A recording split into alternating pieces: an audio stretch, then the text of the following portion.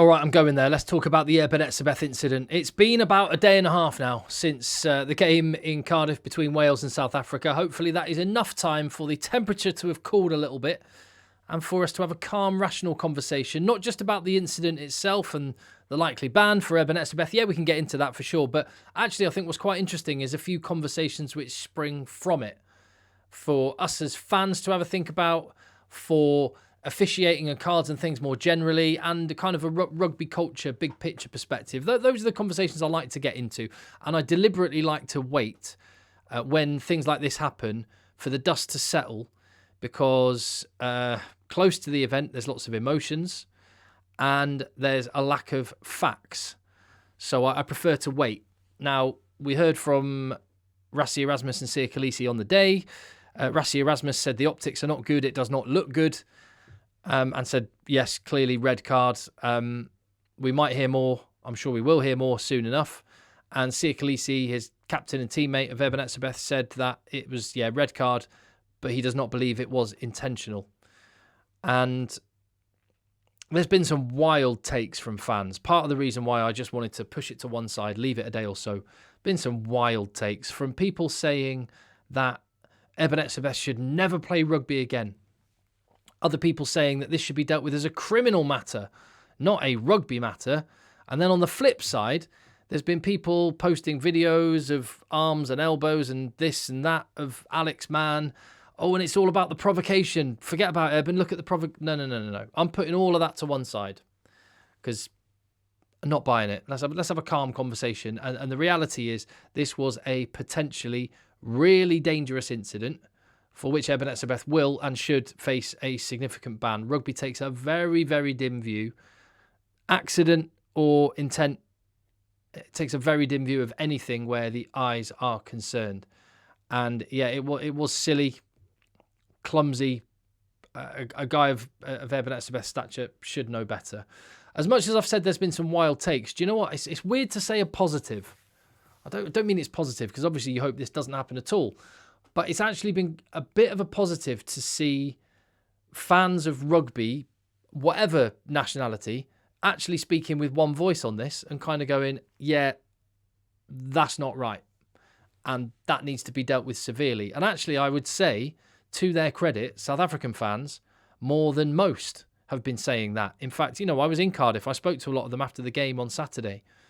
And actually, there were lots of people around me on the train back to Manchester who I could hear their conversations, and the conversations all seemed to be consistently disappointment in Etzebeth, sadness that the incident happened because it takes the gloss off what was a fantastic performance, 73-0, a record defeat for Wales in Cardiff, let's not forget, and a fantastic November and a really strong 2025. And there was a sense that the legacy of Etzebeth has been tarnished, and the kind of the great year that South Africa have had is kind of ending on a slightly sour note. And there was sadness on that, and an acceptance that you cannot do that on a rugby field, whether it was accidental or not. When you put your hand on the face of a player, you risk their eyes coming into contact, and that is one of the things, as I say, that in rugby we take a dim view of. And it's been quite nice,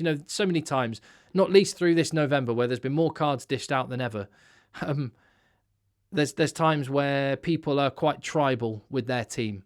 They'll see things in quite a one-eyed fashion. If it's your player, you'll look at it one way, and if it's another team's player, you'll look at it a different way, and there's a lack of consistency sometimes. Or if a ref makes a call that you don't agree with, you'll, rather than thinking, oh, they've made a mistake and I don't agree with it, as fans, we can sometimes have a tendency to think that there's a bias and a referee's just against our team and things like that. Actually, on this incident, it's not a positive because you hope it doesn't happen, but I've seen, for the most part, fans kind of all in agreement. Yeah, that's crossed the line. That's bad. And there's not many things that is the case for, where there's like, no, that's crossed the line. This is one of them. Eyes is one of them. Testicles is another one. And for those, intent or not, and I don't believe, for what it's worth, that there was intent. And I'll come on to Etzebeth and why I say that in a minute. But whatever the case, severe punishments have and are and probably will be dealt out. for things like this happening. Now, I say I think it's an accident. That was my gut feeling at the moment. And sitting back, that is my gut feeling as well. It does not look good. And it's, Etzebeth does kind of follow Alex Mann's head around a few times. He's going for him and grabs him. But the reason I say there was no intent to make contact with the eyes, not that it's not bad, because it is that it's the exception that proves the rule. And I mean that in a couple of ways. Firstly, in rugby, one of the reasons it's been a bit shocking for us to watch is because stuff like this doesn't happen anymore. So it's the exception that proves the rule. The fact we're all going, oh my word, that looks bad, is because we don't see it anymore. You don't see punches and kicks and stamps and gouges, deliberate or not. You don't see them in rugby. So it's the exception that proves the rule. And that is also the case for Etzebeth. His record means this should not significantly tarnish what is an amazing legacy. You don't get to 140 caps in this modern age if you are fundamentally a player that does that sort of thing. You can't fake that for 140 caps. He is probably the greatest tight headlock that there's ever been, that's ever played the game, and will go down as one of the greatest players of all time. And for me, this is not the defining moment of his career. Far from it. This was a silly moment, which I'm sure he probably regrets more than anyone, for the fear that it might tarnish his legacy, but it doesn't. And there's one thing actually I said in the aftermath of the Franco Mostert red card. I did a video then, and one of the things I said, which I stand by 100%, is that rugby is the ultimate expression of being a man. Because being a man to me is being in control of your emotions. That's one thing I would say, that being a man truly is being in control of your emotions, being aware of what you're capable of, violence, anger, whatever, and then keeping that under control. That's being a man. And these rugby players that go out at the elite level, the brutality that they put each other through within the laws of rugby is incredible. It's an unbelievable sport. And they go out there and absolutely level each other within the laws of the game, and they very, very rarely, like I say, this is the exception that proves the rule, they never go outside of the laws of the game, and I find that amazing, and it is the ultimate expression of being a man, because they manage to have all that aggression channeled within the laws of rugby, and I find that amazing, and I'm in awe of the guys that go out there on the field and do it, and Etzebeth is one of the best. Now, absolutely, he plays the game as physical as anyone. He is an enforcer out on the field. That's his job. And he takes that physicality right to the edge. But 140 odd caps doesn't go past it. His career is one. I mean, it was different times when Bakis Botha was playing. He used to strike fear into the opposition through rugby means, great rugby player, and through some non-rugby means. And one of the things that elevates Etzebeth up to another level is he does it. He has that same level of intimidation within the laws of the game. This was a moment where he stepped beyond the line, and he will face the consequences for that. But what I would say is, imagine if we were all judged by our worst moment. None of us would have a leg to stand on. We couldn't judge anyone else, could we? Because we've all done things that we feel ashamed of, embarrassed by, would go back and change if we could. And imagine if we were judged by that, our worst moment. It's really easy to sit and point and judge. And a lot of people have been doing that, getting on a high horse, and that's out of order. What about if we held a mirror up to ourselves at some of the things we've done? What would other people think if they knew? I'll give you an example. Only a silly example, but it's something that I think of regularly and have done through my life since I was 12 when it happened. So I was at school one day and it started to snow. And so we were all really excited about going out into the snow after school. Final bell goes to finish school. We all run out, start making snowballs, snowball fight in the field out the front of school, loving it, living our best life. Really exciting, boisterous, excited. And I got a snowball thrown at me. I threw one. And then I saw a school bus taking some kids home from outside the front of school. Saw it pulling away. And I threw a snowball at the windscreen of the bus, which landed right in front of where the driver was, so he couldn't see. He hit the brakes. It was icy, so the bus skidded. Unfortunately, that is the end of the story. But that bus driver got out and came and gave me a dressing down, and the teacher gave me a detention, and I was in trouble, rightly so, because in that moment of, it was a 12-year-old excitement in that moment, I made a choice to throw that snowball with no intent to cause anyone any harm, but I may have done. And fortunately, the consequence for me was just a detention and getting in trouble with my school teacher. It could have been a lot worse. And I could have been judged by that moment for the rest of my life. Fortunately, I wasn't.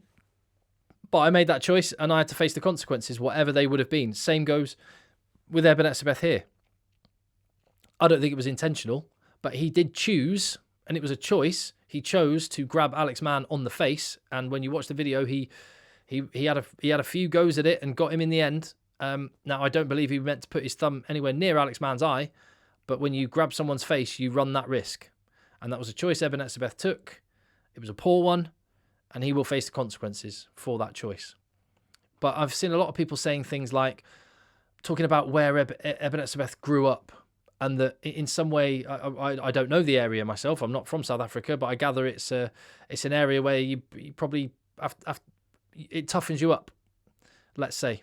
And I've seen a lot of people sort of using that as he's from this part, so as if that's his nature, and now it's come out finally. You can't fake that for 140 caps, and it's really unfair to sort of suggest that this is, it's an innate thing. He's been faking all this time, but look, it was inevitable because he's from there. So I don't like stuff like that. As I say, imagine if we were all judged by our worst moments. And yeah, so he'll face the consequences, rightly so. It could be significant, rightly so. We haven't actually heard from Etzebeth yet. He may well, it's unlikely he'll come out and say he meant to do it. More likely he'll come out and say, I apologise, didn't intend to do any harm. I was in the heat of the moment. It was an accident. I'm sorry. That probably won't stop a significant ban happening. But it doesn't, for me, blemish what is the legacy of one of the greatest rugby players ever to play the game.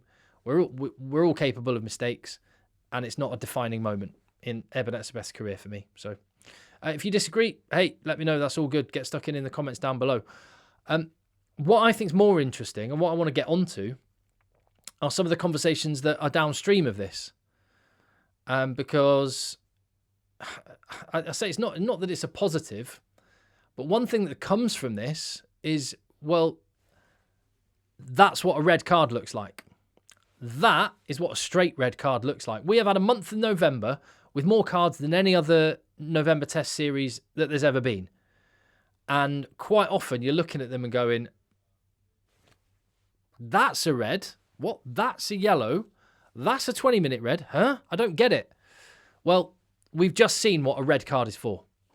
A red card, in my mind, is for, generally speaking, non-rugby incidents that are egregious, violent, thuggish, stamping, biting, kicking, punching, gouging, accidental or not, clumsy or intentional.